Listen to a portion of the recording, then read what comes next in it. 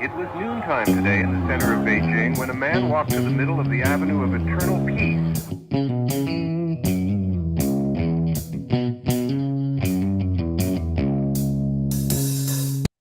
All right. Welcome back to the Survival and Basic Badass Podcast, Kevin and Chuck. Today, well, we're going to talk Covert Entry. Now, there's a couple of reasons that you would want to sneakily break into a place or enter a building without being seen, something like that. And they're not all straight nefarious. Right. And obviously, that's what we're talking about. The non-nefarious reasons to break into things. Right. Because I got to say, anybody who would steal people's crap, you're kind of a dirtbag. Do you ever watch that like Whistling Dixie video or Whistling Diesel, whatever the hell he is, video where the guy, some kid has this big channel and whatever, and he's got these cameras all around his yard, and guy comes out and like goes in and takes his four-wheeler and a bunch of bows and arrows and I did see that. Toys, right? And he spray paints over the camera. Mm-hmm. And then they go back to like he sees the car, and then him or one of his buddies is driving by the guy's house and sees the car in the driveway. And it's like, hey, that's the dirtbag that stole all your shit. And they call the sheriff, and the sheriff comes out, and he's like, oh, yeah, look, the guy's like, I didn't do anything. What are you talking about? And he's like, oh, he's kind of got you on his phone, and we can see you looking at the camera, and we can see actually in your car the wheels from his four-wheeler that you stole. Right. And we can see him in the back window in the camera. Mm-hmm. And they get a warrant in like a second. Dude, it's so crazy how fast. I mean, I know it's edited for video, but they were talking and they're like, that's under 20 minutes, it was really, insane. But anyway, the guy's like, well, I was hopped up on pain pills and that's why I did it. Right. I remember you had a bunch of dumb excuses for it. I'm so embarrassed, and my wife, and I felt like a kid, and I was just doing dumb kid stuff. And that's just, what the hell? Like, so don't steal people's shit. That's not cool. But there are, if you do need to steal, I mean, if you have another reason to break into somebody's house, maybe, or facility. What was it? Whitewater, or what was it called? Watergate. That's Watergate. I keep getting it wrong here. All right. Like Watergate. Maybe you need to go in and break into the Democratic Party. Then maybe that's something. Maybe the Republican Party. I don't know. You want a reverse Watergate thing happening. Yeah.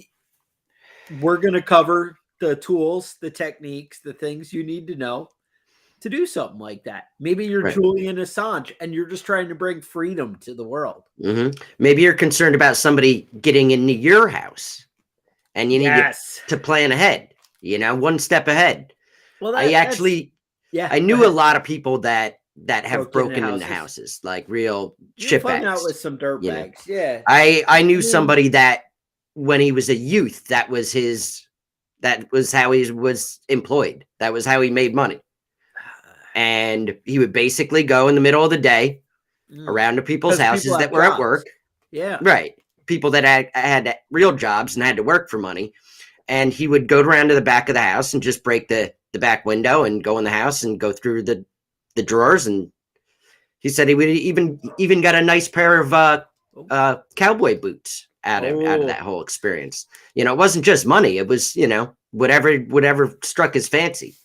And, if you've ever locked yourself out of your house like a dummy, and I know I've done it once before, you know how easy it can be to break into your house. The only reason you can't break in your house is because you're like, oh, I know that window's unlocked, but I don't want to rip my screen open, you know? Right. Like, I don't want to break a window that I'm going to have to fix just to get in here, That's the only, most people don't care about breaking your window, I had a rental property in kind of a hardcore city, and somebody broke in and they smashed a window, I guess, with their hand. I wasn't there, but I was there at the aftermath. And so they cut their arm and it was all bloody. So I don't know if he thought like cops used like DNA evidence and whatever to solve break-ins, Right. but They don't. that's what he believed. So it was winter time, and he took all the pieces of broken glass that were covered with blood and hid them in the snow in random Smart. Right. So I had broken glass like everywhere, All through the yard. all through the yard, and I'm like, dude, you're a dick. Like I didn't even care about the broken window. I just was mad that I was out in the snow picking up all this bloody broken glass. And Right. I'm like, you're an ass. I don't need this. So, But yeah, let's be honest. If somebody breaks in your house by breaking a window or doing something like that, the police aren't going to solve that crime. That's not even on their list of things to think about after they leave. They'll write some stuff down on a piece of paper and that's it. So kind of from the prepper point of view, I wanted to talk about one, so you kind of understand the capabilities of what you're dealing with and what's out there.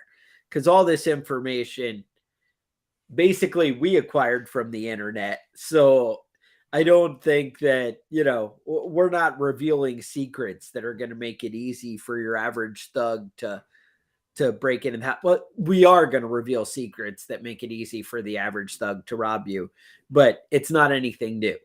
That's more the thing. They're not really secrets. They're not secrets. The information's out there to anybody who knows.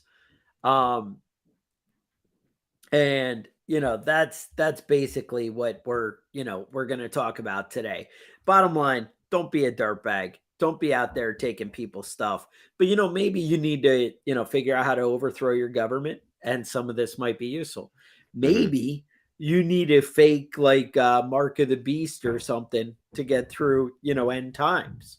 Whatever. These are the things we're actually going to talk about and get through how you could do that, and it's going to cover the whole covert entry thing. You guys are it's going to all make sense. It's going to come together. So let's just jump right into it.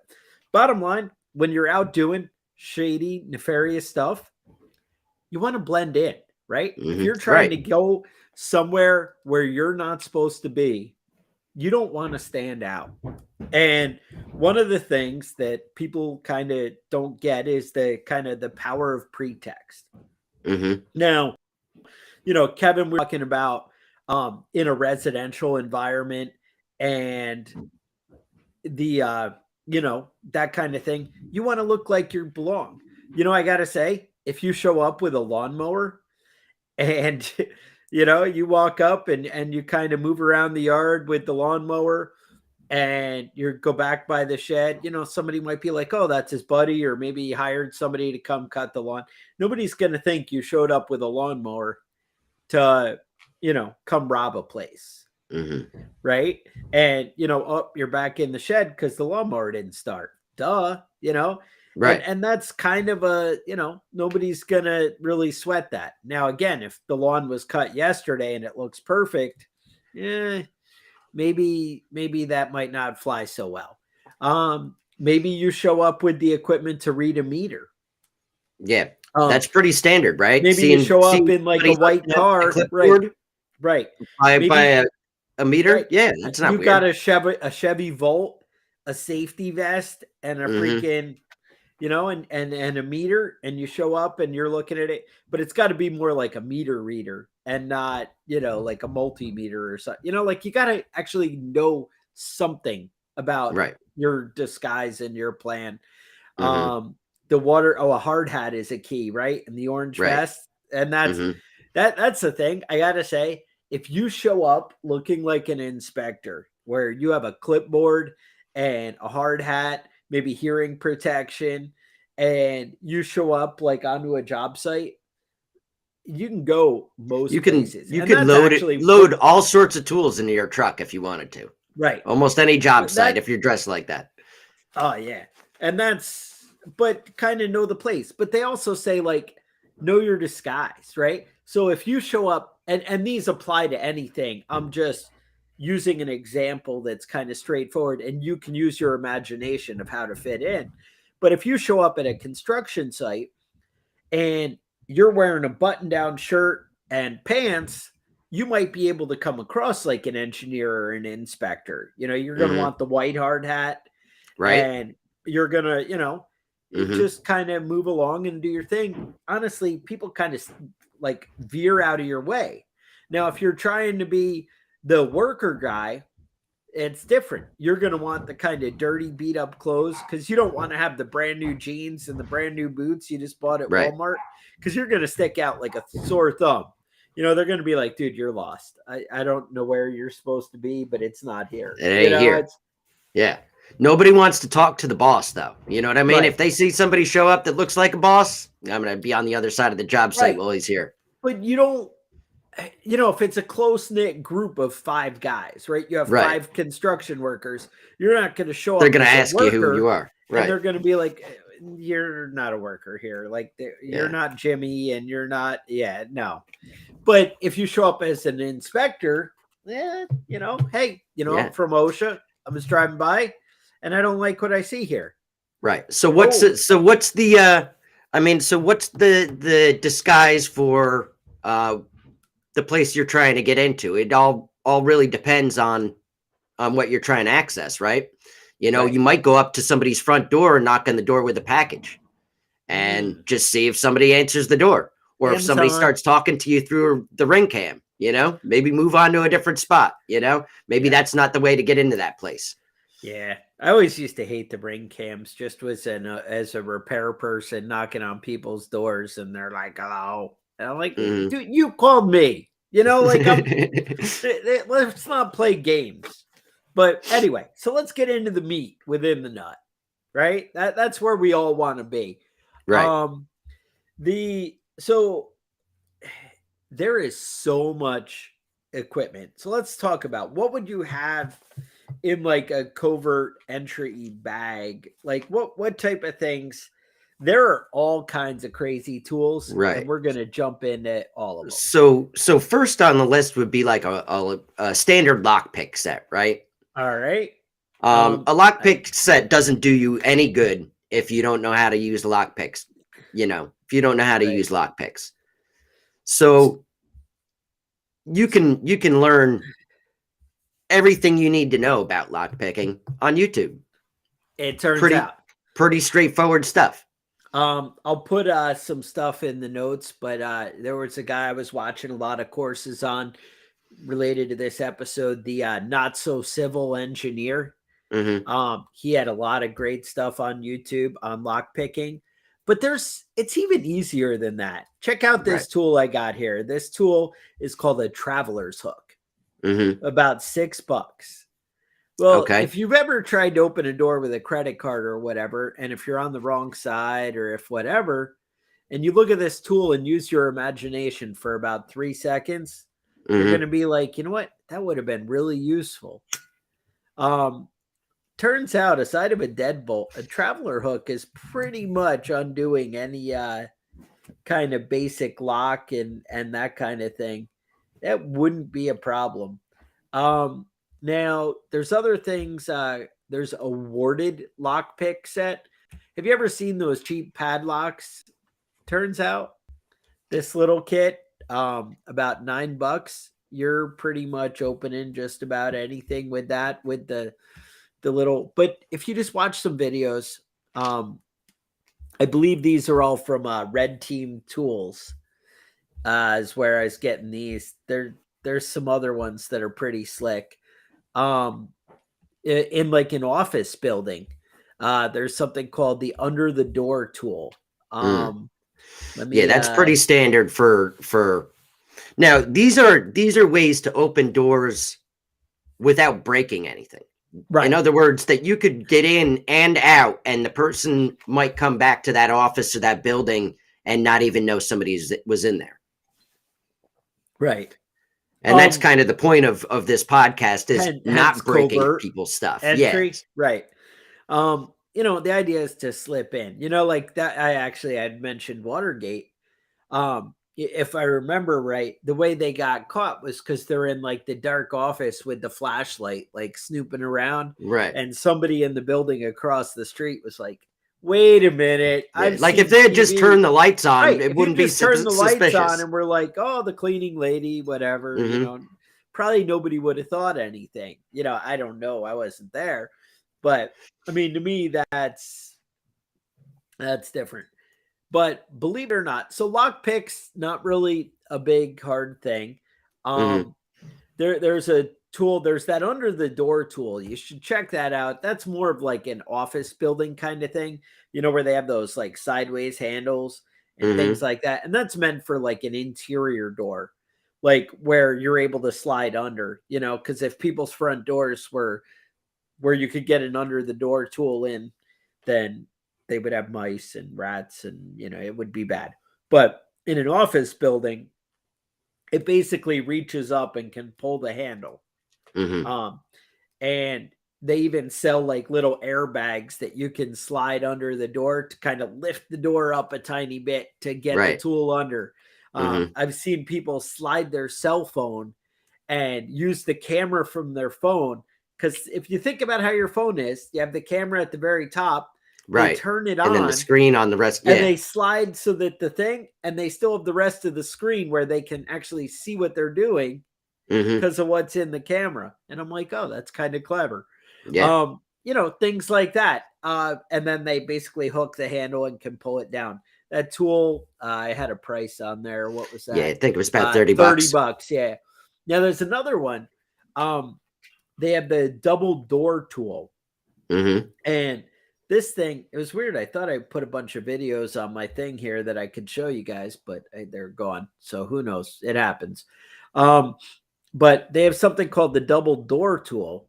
And that's like this. Now, double doors are the ones, these are again, like in an office building. And if you think of, they have the big magnet lock on the top. And when you press it, it basically breaks that magnet. And that's how the doors, you know, open and close. Or they might just have a standard latch, you know, the little, like a regular door plunger thing that hits it. And when you press the bars, the plunger goes down. Well, the thing is, in an emergency and a fire, something like that, or even, you know, the safety lockdowns or whatever, they want to be able to hit a button somewhere and the doors all close and they latch. So because of that, they have that little gap in the building because they don't want to have to worry about which door closes first. Like you don't have that overlap that you do like in a residential door. So you have a little gap in the middle. And basically this tool, it's like 16 bucks. You slide in the middle, they turn it, and then they pull it, and it pulls the handlebar, which breaks the magnet and opens the door.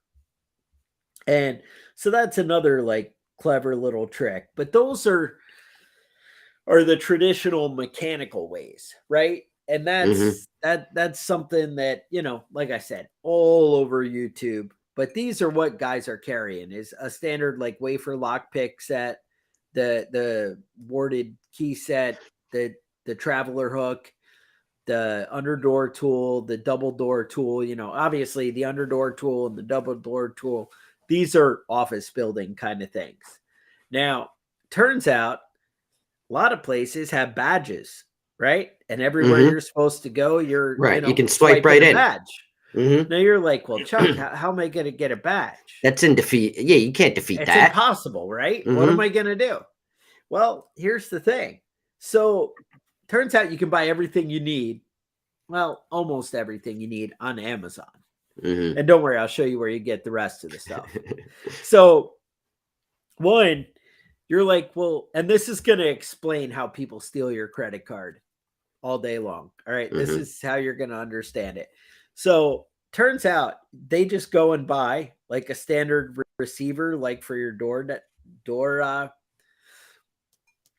garage door or something. You know, you'll have these receivers where you the RFID and whatever. So access, you know, control parking system, like when you go in. So that's like 95 bucks. That's a card reader. Now, when you have the card reader, you also need a way to convert that into information. And that is going to be the ESP tool, which I think I have a picture. ESP key. All right, right here. So this little thing is about $79. You're buying it over at redteamtoolsagain.com. And in about 2 minutes, you can figure out how to wire this up, but it's like 2 wires. It actually comes with directions. And you just drop them in the little slots. And so bottom line, people are rigging up a battery pack, the scanner, and that key, and they're just going around with their backpack. They'll put it in their bag and they're walking by people. And with something like that, you're getting it like 3 and 4 feet away. They're scanning your card as they walk by you. And you're like, damn. And then you don't even have to have the card. It can just be in somebody's pocket. Some of the more advanced security keys, and it was funny because after I did all the research, I realized that the place that I work at, they use the HID, the more advanced is the bottom line. I mean, it's you walk in, you see it. It's not a big trade secret. And they have something called the Maxi Prox card reader. They're like $650. I noticed when I was walking around, there were several of those boxes just laying around the plant that I could have just walked out with, and that would have been easy. I could set up to steal their keys or codes, whatever, no problem. They're not that hard to come by.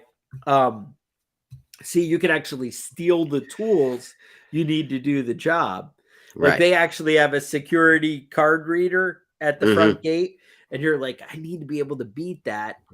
You go steal the card reader, and then you can go get people's card. You see what you can do there?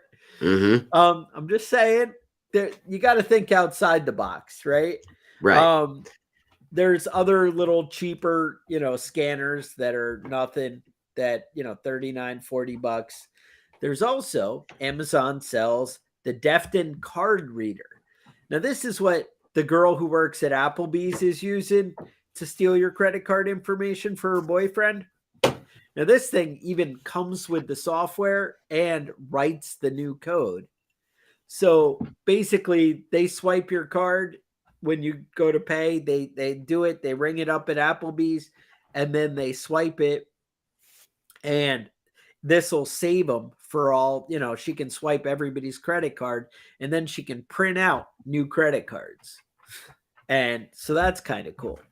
Now, you're thinking, well, I'm smarter than that. I have the card with the chip and the RFID. Right? Turns out your cell phone, if you have Apple Pay or Google Pay or any of those fancy things, your phone can read those cards and that stuff, and they can set up an app to steal that information. And then you're like, well, Chuck, I'm way smarter than these guys. I have an RFID blocking wallet. I'm cool, right? Well, turns out when you download all those inappropriate games and things like that on your phone, TikTok or whatever, a lot of them are including stuff that'll actually scan and steal the stuff out of your cards right from your own cell phone. So when you leave your phone and your card in the same place, whenever your card's out, it's going to read it off your phone and send it to them. So I'm just saying, there's options, The bad guys have ways to get your information, and they're kind of doing it. Now, and let's be honest. There's a million little classes and things you can take to help protect your info and protect you from phishing scams and all that sort of stuff. But the fact of the matter is, if you want to be able to use your computer, if you want to be able to use your cell phone, other people are going to be able to do the same thing. That's the thing. Like any card you have, you're at risk. Somebody mentioned, butter knife, getting through the door. I got to say, what always was my best tool was a driver's license. Somehow they're just like, they're flexible enough get around, right? And yet they're sturdy enough that they don't really tear or get destroyed. Now they can get a little beat up over time, but you usually have like an expired one or something like that maybe, I know you're supposed to dispose of those as soon as, you're supposed to. I think everybody I know has at least one extra ID that's a little bit outdated. Right. You know? Now, another option is if your wife spends all the money, right? Right. Then you don't have to worry about anything getting stolen. It's like, hey, dude, whatever, man. Oh, your credit cards are all maxed. That's not going to be a problem. We went out to Applebee's and the dinner was $52 and the card, had about $53 left on it. So, whatever. And they think they're all clever, but joke's on them, right? You got $1.18. Good luck with that, sir. Exactly. Be free. All I can say, we have to point out, we're not lawyers. We're not giving you legal advice here. We're just, we're talking for entertainment. But the bottom line is, when you understand how that stuff works, then you understand how you can protect yourself. And realize it is so easy and so available. I mean, I have passwords I use for things that aren't important, and I have passwords that I use for, bank accounts or things like that. But damn, I get emails from Apple or whatever all the time that are like, oh, your password was found in a security breach somewhere or whatever. Half the time it's the VA. Every time I log into the damn VA, they're giving out my information.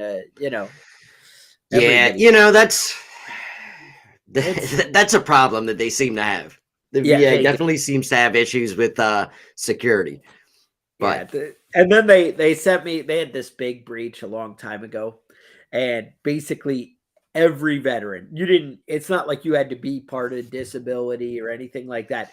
Any veteran who was in the system. Yeah, wasn't that somebody left their computer in their car and it was stolen? Stole the laptop, and they were like, it did have the mother's maiden name, birthday, social security number of every service member who's ever gotten out of the military.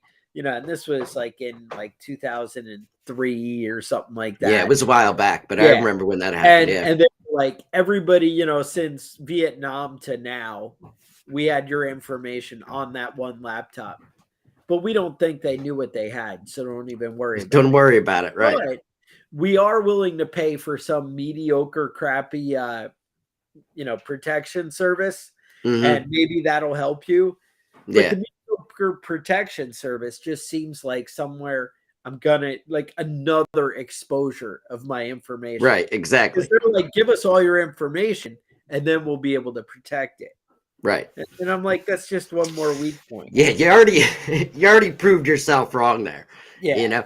And you always, I'm always very careful about, where I give my, it's email addresses at the at Tractor Supply, at the grocery store. They want your cell phone number, your email address.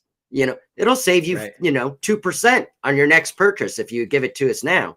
Yeah, no, because they're not keeping track of that. They're not being careful with your info.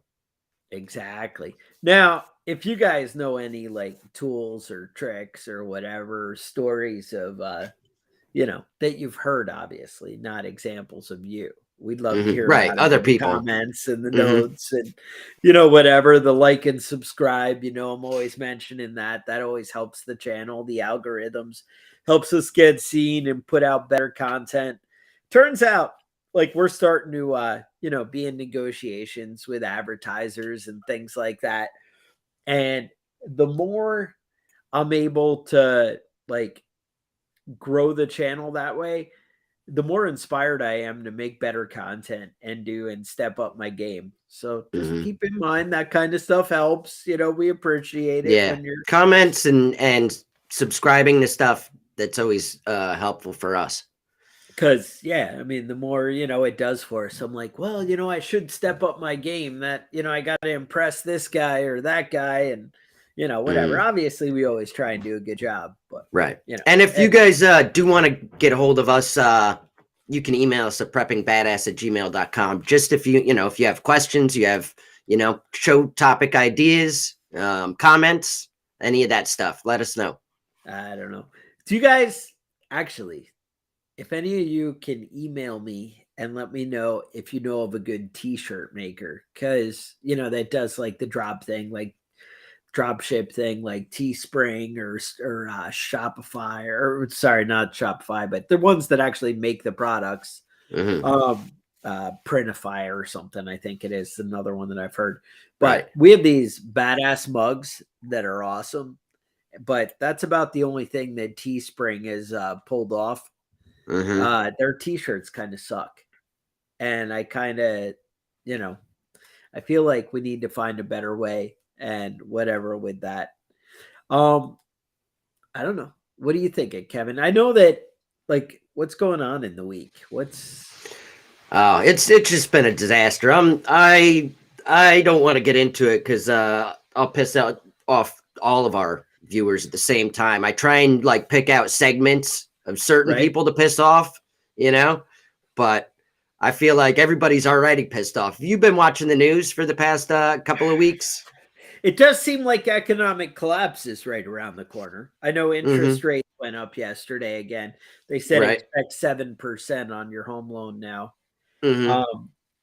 Yesterday was Friday, and Friday, they do like the Friday news dump where they try and like get all the shitty stuff out so that nobody's talking about it at work the next day.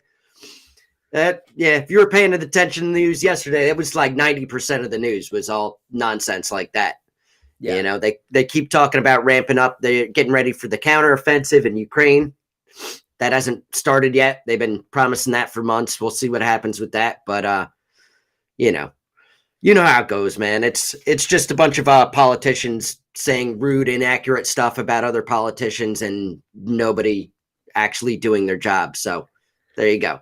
All right. Now vote out your senator and congressman, because whoever it is, they're a piece of shit. In the comments that the badass hoodie was a success, though.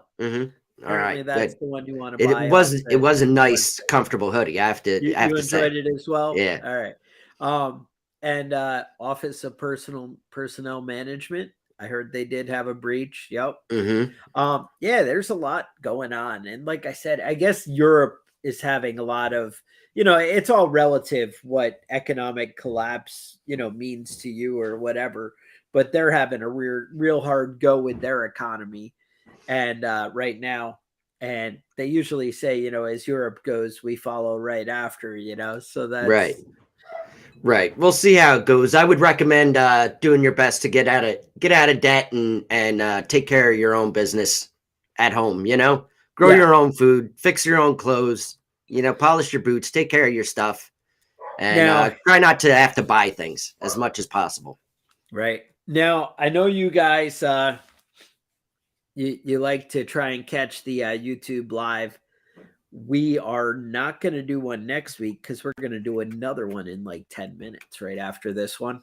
Right. So you'll be able to catch one now, but we're going to take next weekend off. However, if you're worried about it and you're like, oh, I can't get enough, on Tuesday, I'm going to do a live somewhere around 11 a.m. Eastern, probably actually start like 11:20, 11:30.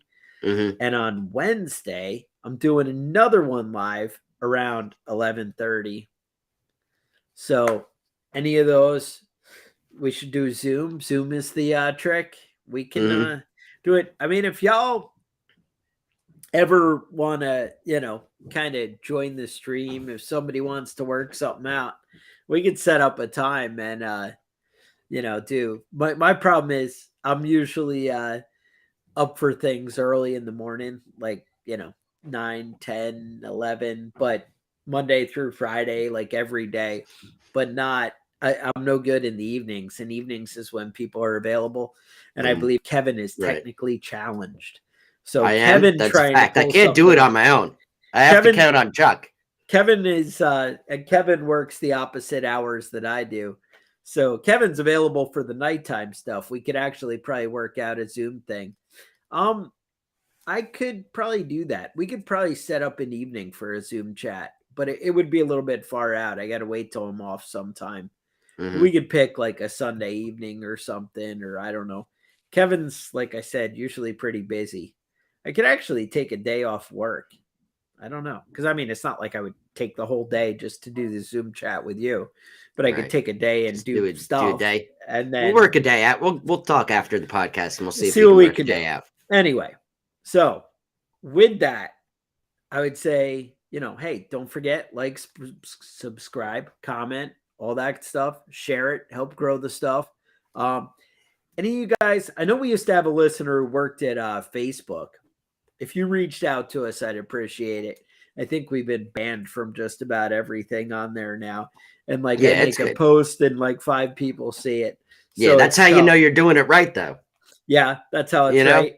We need the cigar and whiskey lounge. I remember we had an episode, Beers with Kevin and Chuck, and we did on the front porch. Mm-hmm. I think that's still somewhere in the archives out there. Nothing goes away on the internet, right? That's right. Everything lasts forever. So anyway, with that, I would say stay safe, and we will talk to you guys next week, or actually in about 20 minutes. Later.